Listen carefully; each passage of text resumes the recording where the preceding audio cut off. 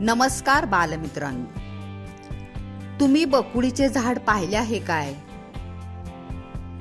खरे पाहिले नसेल तरी चित्रात तरी पाहिले आहे काय? अहो, ही बकुळीची झाडं जास्त बाहेरील देशात दिसून येतात. तात्पर्य सांगायचं म्हणजे ह्या बकुळीच्या फुलावरून एक मनोरंजन म्हणून कविता ऐका. बकुळीच्या झाडाखाली फुलांची गरास, सगळीकडे पसरलाय सुहास सुहास.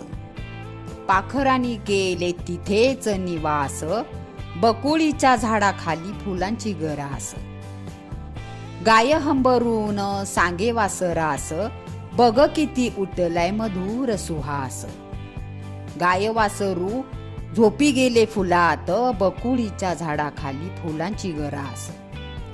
फुलांच्या राशीत पेरूची फोड खात, पोपटाला मिळते ग मैनेची साथ.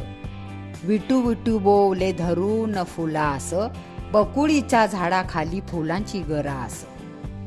वासाने साप झाला धुंद धुंद, नागिनीची वासाने चाल होते मंद.